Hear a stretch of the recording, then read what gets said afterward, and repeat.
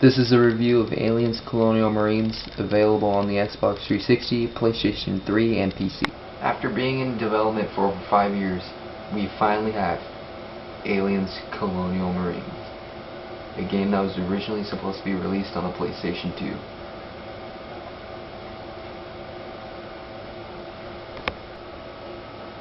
You are aboard the Sulaco when Weyland-Yutani forces decide to destroy it for whatever reason, and you must go aboard a dropship and land on LV-426. You're introduced to multiple characters. Reed, who's a pilot, who, spoiler alert, you're not going to care about. Cruz, who's supposed to be the Colonial Marines sergeant, spoiler alert, you're not going to care about him.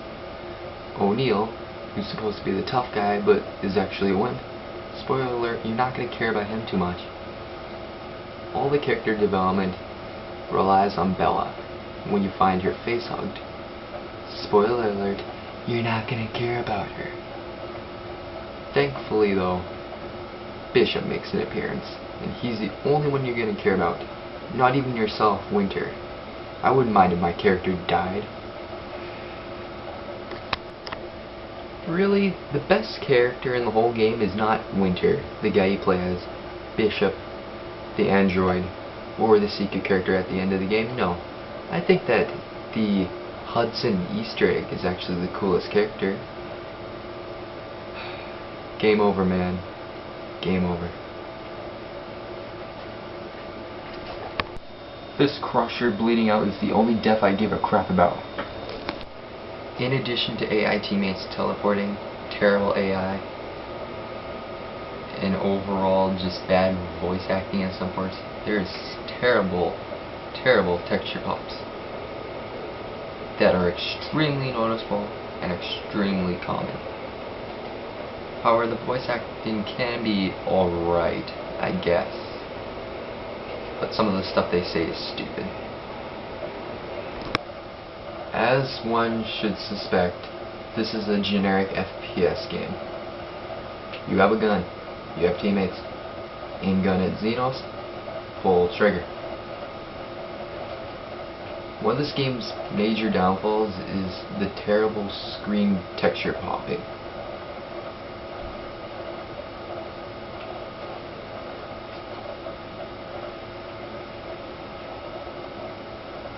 It should also be noted that the xenomorphs use no strategy whatsoever.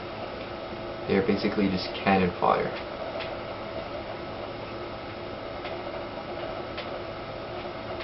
That is my character trying to turn around.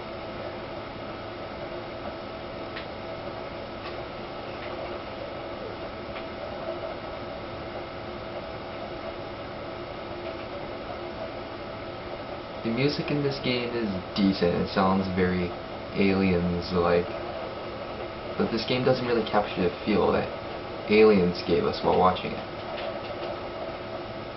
Except for that, maybe. You can play the game in co-op mode with up to 4 players with drop-in drop-out co-op. However, there's no real puzzles or anything that changes, except for the fact that instead of 1 Marine trying to beat the game, you have 2, 3, or 4 of them.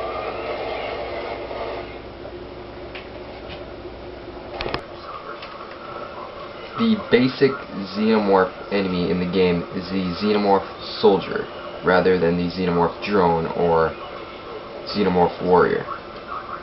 They are much more common, but are weaker than xenomorph warriors, which, by the way, do not appear in this game. Then you have the lurker, who is pretty much just a drone that has the ability to pounce on you. There are also spitters, xenomorphs that spit acid at you. Then you have the boiler, who has no sense of sight, and when you move, they come after you. And if you move too much, they'll explode and try clawing at you. You even have to fight some facehuggers that jump on your face, and you have to throw them off with a quick time event. There is also this one unknown xenomorph here that looks like a soldier and a raven at the same time.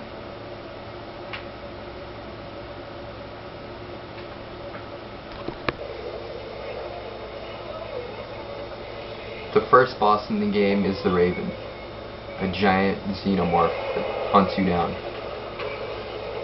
The fight is pretty easy. You just get in the power loader and repeatedly hit him until you go into 3 animations, the third one killing him.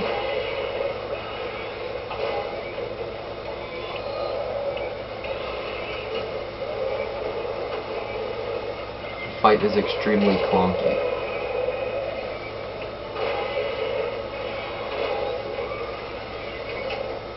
And the only challenge is that a bunch of generic xenomorphs get in your way.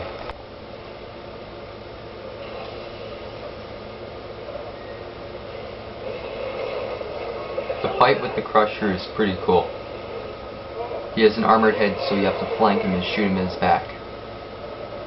Which isn't really hard, but what makes it challenging is you have a bunch of generic xenomorphs getting in your way.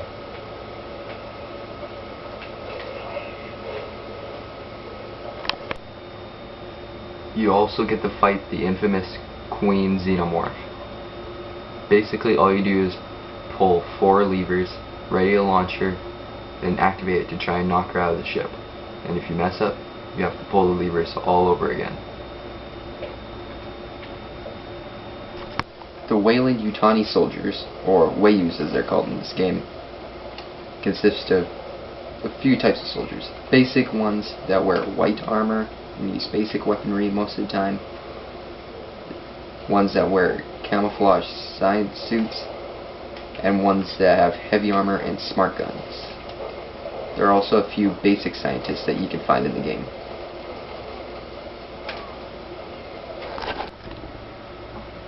The game has several references and Easter eggs, most of which are references to the Alien movies, like the derelict ship with the jockey. Despite my various complaints, this game has a decent campaign and story, and it's full of Easter eggs and references to the Alien movies. This looks familiar. This looks awfully familiar.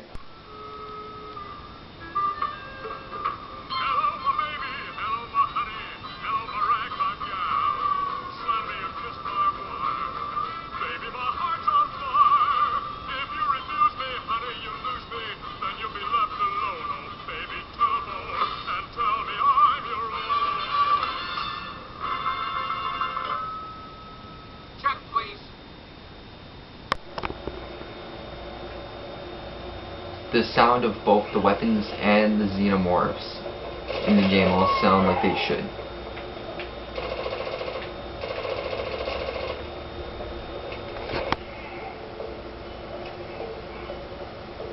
Why did the xenomorph's head turn into cauliflower? Throughout the game you'll find 3 special weapons. The M240 incinerator unit, the M5 RPG launcher,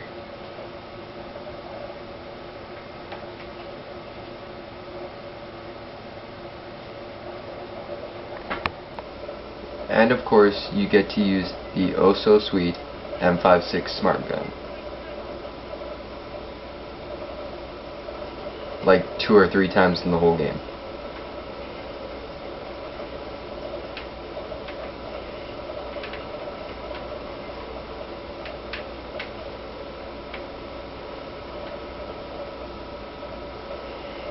I only need to know one thing: where they are. Throughout the game you can also deploy a few UA-571C sentry guns. Throughout the game you get a variety of weapons. You also have an arsenal upgrade option to add attachments and skins to your weapons. All of the weapons have various upgrades and camos. You can even add silencers and certain bullet types to your weapons.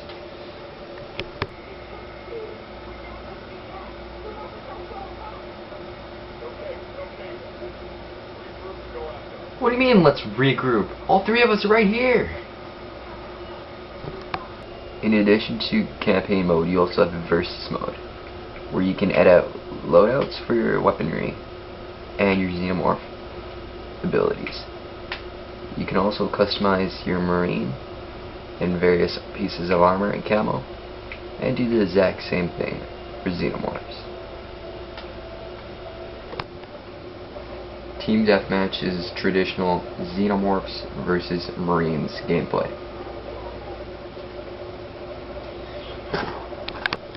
In escape mode, it's up to the marines to try and go through various rooms of a base to try and escape, and it's up to the xenomorph players to try and stop them. There is also extermination mode, where the marines must destroy 4 egg clutches while the xenomorphs try to protect them. Survivor mode is basically a mode where you just go around opening various doors and locking them to survive. You also get to be the boiler. Throughout the levels of the game, you will be collecting marine dog tags, legendary weapons from characters from the original Aliens movie, and audio logs. It should be noted that the reason I only have Vasquez's smart gun and none of the rest of the weapons is because I'm using a different account. My other one, I've collected all of them. This game also features 3 lines of challenges, similar to Halo Reach and Halo 4. One thing that's very disappointing is the game itself. We were promised a game that gave us the same experience as the Aliens movie. We were promised an awesome level with an awesome power loader and stuff like that. Instead, we got a game with horrible texture pops, terrible lip syncing, excruciating cutscenes, somewhat debatable multiplayer. Really, I don't know what else could be said.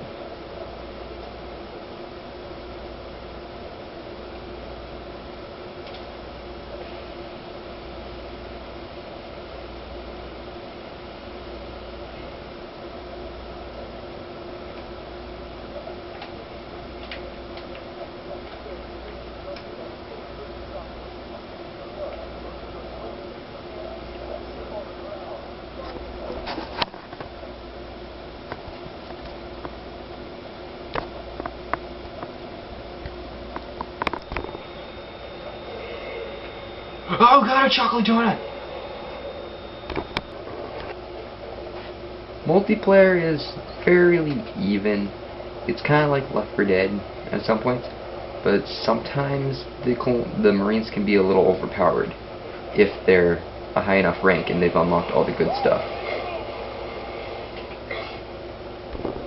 It should be noted that this game is extremely easy. If you play it on Recruit, which is the easiest difficulty in the game, you can run through it killing almost no enemies, except for mandatory enemies. However, on Ultimate Badass difficulty, which is the one I'm playing on right now, enemies do put up a bit of a fight, but it's like Call of Duty on normal.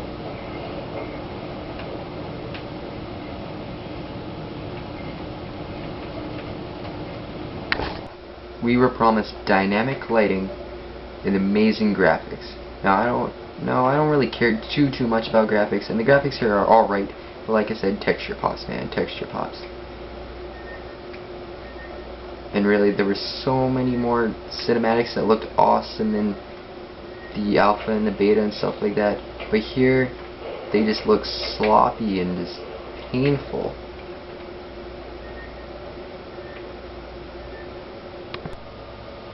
Hey Randy Pitchford, should we fix the voice acting, or the cutscene graphics, or the terrible textures in Aliens Colonial Marines?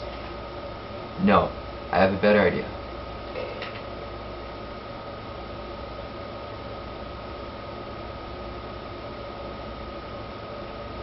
Let's put a giant donut Easter egg in our game.